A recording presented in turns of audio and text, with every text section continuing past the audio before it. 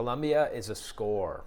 I'm going to tell you why Colombia is still the hidden gem of Latin America and why it's easily one of the top destinations, if not the top, in all of Latin America. First of all, I've lived in, traveled to, worked in, visited, and passed through at least 50 countries. No place is better than Colombia right now for affordable, high-quality living. And it really is affordable at a cost that pretty much anybody watching this video could pony up and enjoy. But it's not just the affordable quality of life that makes Colombia such a good deal and so compelling right now. The place is magnetic for other reasons. Reasons other than its excellent food, the music, the lifestyle. Colombia has a certain something that I've only discovered in a few special places on my winding journey as an expat. I first saw it in Guatemala when I arrived on Lake Atitlan in 1999, which was a mere 3 years after they signed the peace accords that ended Guatemala's bloody civil war.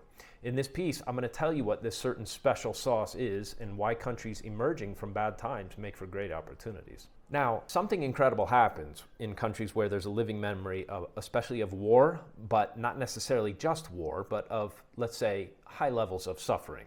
I saw the same thing in Argentina as recently as 2024, and right now, this special something is going on in Colombia too.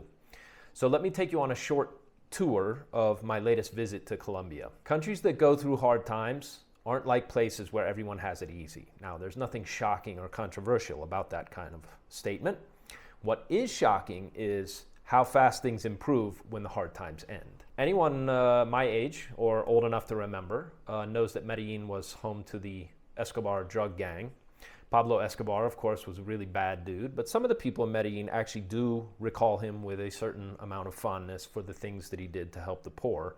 Mostly that happened early on in his career, but at this stage, most of the population is obviously either too young to remember that, or if you are old enough to remember it, you're mostly glad that the guy and the violence that accompanied his particular business model are gone from the scene. There is a neighborhood in Medellin called Comuna 13, that's Community 13, and in Comuna 13, you can pass by endless racks of t-shirts and keychains and bumper stickers and other cacachkas that idolize and sort of lionize El Patron, Pablo Escobar. So if you don't know the history of Comuna 13, it goes something like this. First of all, a lot of violent drug cartel bad guys used to hole up in and around Comuna 13. It's on one of the slopes of the hills in Medellin. And in 2002, the Colombian government said, basta, that's enough, we're not having this anymore. And they authorized the Colombian military forces to actually go in and eliminate the bad guys, which they did along with a lot of civilians that happened to get caught in the crossfire. This was a horrific event in the history of Colombia. There was a tremendous amount of killing in 2002 in what was called Operation Orion. And then something really strange and wonderful and beautiful happened in Medellin.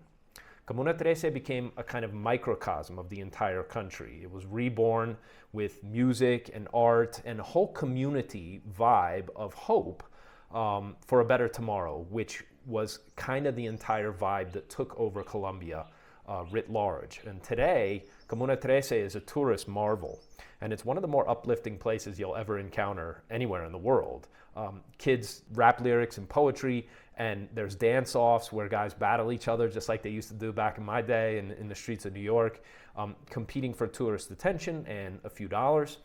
There's street food aplenty and lots of places to drink or get tattoos and buy souvenirs of any kind you can imagine.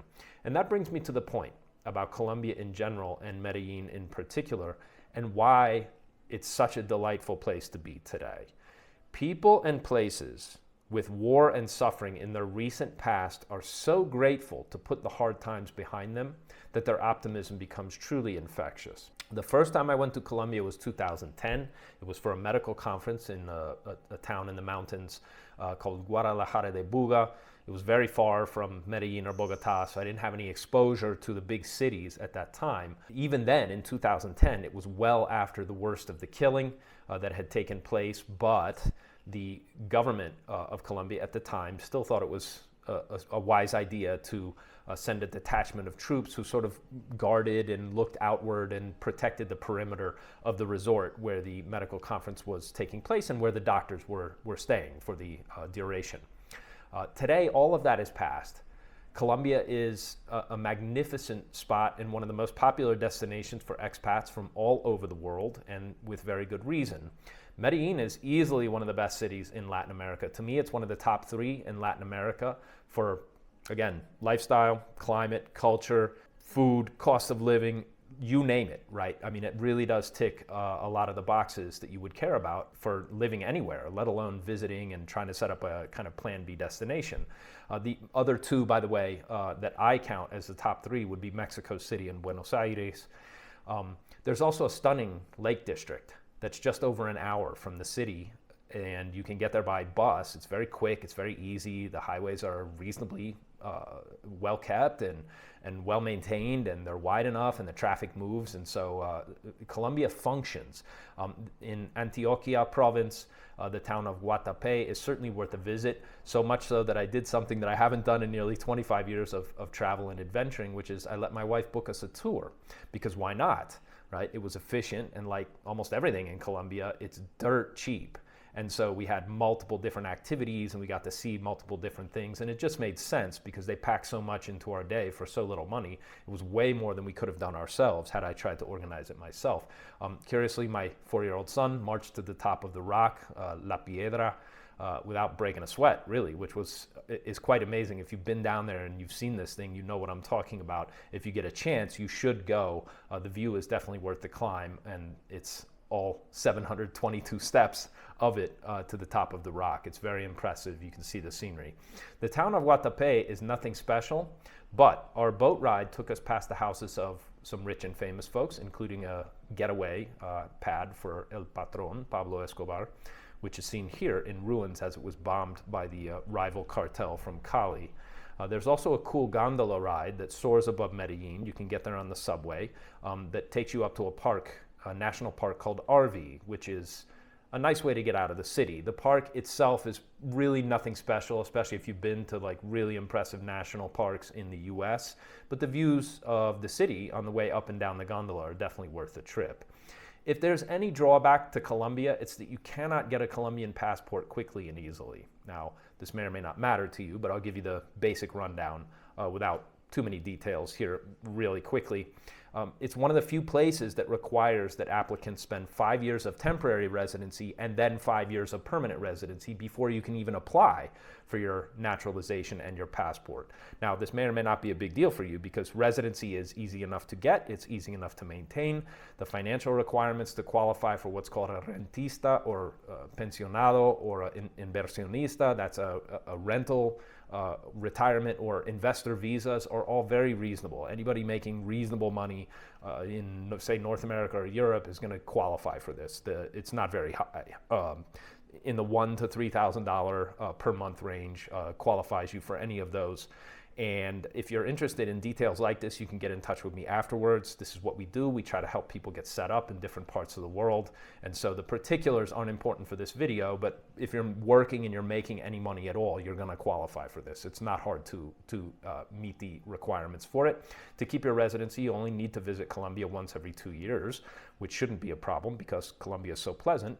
You really won't mind coming here probably far more often than that and spending considerable time here. This is also why Colombia is so full of North American expats, which can be a good thing or it can be actually quite annoying, depending on which kind of people you encounter. One of the eye-catching things about Medellin in particular is how brazen and public the prostitution is. The city has a bit of a reputation as being a place where North American dudes make beasts out of themselves.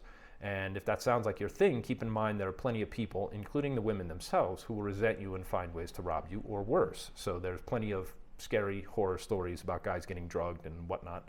So mind your manners while you're down there. There's also placards intended to dissuade foreigners from men engaging in sex tourism. I doubt, quite honestly, that it makes any difference to anyone who's quite determined about the matter, but it makes the officials appear as though they're aware of what's going on and on top of things.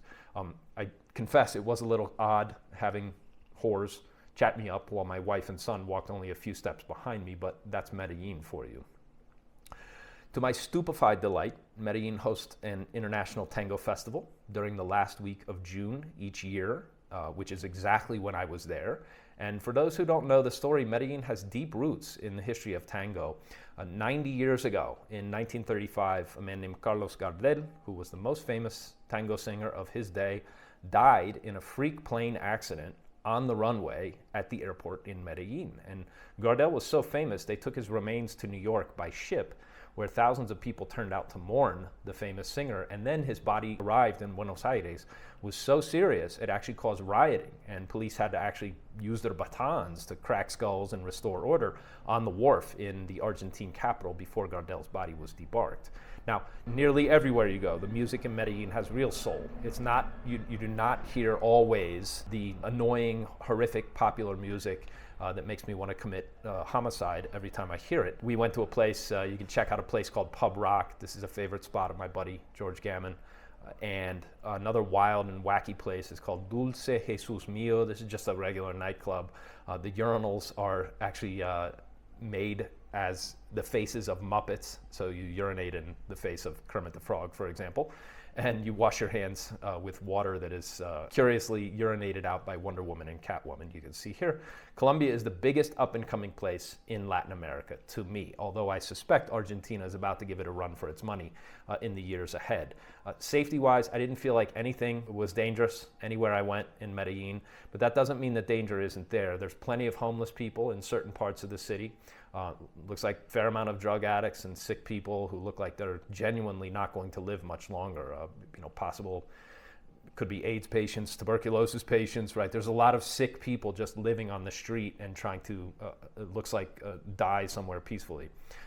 So there is that side to the city as well. Colombia overall, though, is young, it's hardworking, and it's damn glad to be on the other side of the troubles that made it a byword in the international community for many, many years. So even though it started out and to be discovered probably more than a decade ago, I mean, Medellin really started booming around 2014. Medellin is still a great deal and a wonderful spot to get stuck, especially if things come unglued in North America, which is what we care about on this channel. Lots of people don't like to hear this, but the likelihood of serious violence and collapse in North America, to me, appears to be growing by the day. Now, to be clear, I am not cheering for this, but you have to stop and consider the Fed chair and the US government continue to tell people that headline inflation and CPI numbers, et cetera, is running just a hair above their target rate of 2%. As I publish this, they claim that it's around 2.7%. Now, in what universe, I ask you, are prices rising at 2.7% a year? Because I don't think that's the experience of almost anybody who's actually living and buying things and trying to survive in the US right now. This is, to me, another example of the triumph of propaganda over reason. There's a thing called the Chapwood Index. You can look it up online. And this index measures the cost of real items bought by real people in dozens of cities across the US. The lowest measure of any major city in the US is, I believe, Omaha, Nebraska, where prices have not risen by less than 8% a year since 2020 and all the nonsense of lockdowns began. So if you look at the table, and I've included an image of it here, both in the article and in the video, the real rate of inflation for most of the population is around 12%. Now, if your money loses purchasing power at 12% a year, in 6 years, your purchasing power gets cut in half. And in 10 years, it's cut by more than 68%. So that's one aspect of what's happening right now. People are being lied to, but they can feel that something isn't right. Most people do not understand inflation. They do not understand the monetary system. This is precisely why you cannot wait until, I think what people are expecting is that the other shoe is going to drop. And so you don't want to be there when that happens. And here's how, in my mind, at least one scenario for how that kicks off into real trouble. And here, again, I'm not cheering the kind of collapse and violence that I see coming, but it's pretty damn smart to plan ahead for something like this. The president, of course, has ordered the rounding up of illegal immigrants. It seems like it would probably be a wise thing to have a rational policy that allowed productive people to stay and be productive, but I don't hear a lot about that. So reasonable people may agree that an open border isn't a smart move at any point in history, certainly not now with all the geopolitical jostling and sort of underhanded dealings that countries inflict upon one another. But lots of unreasonable people definitely don't like it. And so I read reports recently that ICE agents, that's Immigration's Customs Enforcement agents, are being doxxed and ambushed and killed, and their families are being outed, like, hey, this guy is an agent, his family lives here, go to their address, right? And so what happens when states like California or Oregon or Illinois, for example, decide to protect somebody who's guilty of this kind of, whether it's doxing, which is also a crime, or of actual violence against federal agents? What happens? What happens then? Okay? This is why, to me, the situation in the US is so flammable right now. It's also why it's good to have a second crib somewhere. And we think that Latin America is by far the best choice. It's full of lots of land, lots of water, plenty of food, and not a lot of people. And the people who are here, I mean, not a lot of people per square mile or per square kilometer compared to other parts of the world like Asia and Europe. I mean, Latin America's got plenty of space.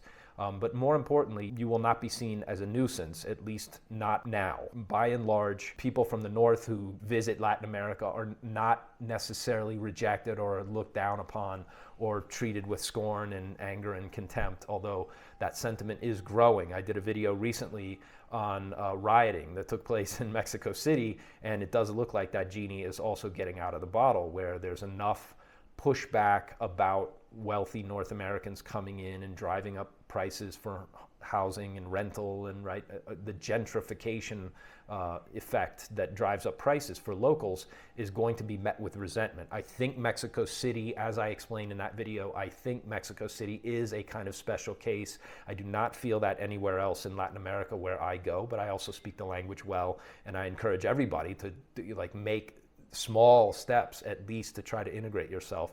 If you set yourself up with a second home in Latin America, it stands to reason that you can be seen as an asset to the people around you and accepted and welcomed and thought of as a net benefit by the locals, or you can make yourself a real nuisance and not be welcome and probably become a target of at least some kind of resentment wherever you go. And so basic rules, obviously, if somebody moved into your neighborhood or a group of people moved into your neighborhood, say in the US or Canada, and refused to learn the language, you'd be upset. At a certain point, you'd say to them, like, hey, get with the program. And so to me, that's just a reasonable thing that people expect in Latin America. And the truth is, it's just not that hard to integrate down here. You're given sort of every benefit of the doubt, right? That you'll make some kind of effort. People who do find themselves actually quite welcome by locals. That's been my experience anyway. So the reason the situation in the US is so dire right now is partly because no one in the US knows the first thing about war. And here I'm talking about real war. Not the bullshit kind of stuff that you see on TV, but the real deal kind of violence, where women get raped in huge numbers and children are murdered and family and loved ones get killed right before your eyes, and they can, you witness things that you can never recover from, that you never have any sense of peace or equanimity or justice ever again, and that your heart is full of hatred and vengeance and rage until your dying breath. That's what war really is and what it really does to people. If you understand that, and you understand that all the antagonism that you see people involved in, sort of pushing each other's buttons on social media and trying to inflame reactions and et cetera, that is all very, very foolish behavior. Because if the genie of violence really gets out of the bottle in North America, it's going to be damn hard to put it back. And so that's why, to me, the situation is so dangerous and why you must have an escape plan at this time. Again, I'm not cheering for any of this stuff. But this is what I do. I help people try to set themselves up with a plan to deal with whatever chaos is coming, because it's coming. It's coming. If you can't see it yet, and you still don't get sort of where we are in the cycle of history, it's very important to take your blinders off and wake up. And if you want help, I've teamed up with a US-based legal firm that offers real white glove service, holding your hand all the way through the process, all the ins and outs of offshore structuring. Offshore structuring is not illegal, it's not difficult, and if you do it right, it's not even expensive because it will pay for itself many, many times over. Your structure will allow your wealth not only to be protected, but to grow and multiply and compound over time in a way that you can't do if all of your assets are in one political jurisdiction, which is very dangerous right now. If all your assets are in your home country right now, you're at risk. There's no question about it, because your biggest risk right now is your home government. This is something that we help people understand and also walk you through a process to make sure that you know how to protect your family, your physical safety, and your wealth through whatever's coming. And what's coming is, if history is any guide, a real shakeup. So if you'd like to set up a call with me or someone on my team, please click the link below this video. You'll see a link there. Give me some information and somebody will get back to you quickly. And if you enjoy this content or know somebody who would, please consider sending it because it's word of mouth that helps a channel like mine grow. And if you'd like to find out how you can design your own international lifestyle, living better in places like Medellin or elsewhere in Latin America, where I'm a specialist, and where governments are too broke and too clueless and incompetent to really hassle you, please check out also my Bulletproof Plan B. I've left that link in the description below this video. Thanks, and remember, of all the ways you can avoid trouble, the best one is get out of town. I'll be back with more great stuff. Thanks for watching.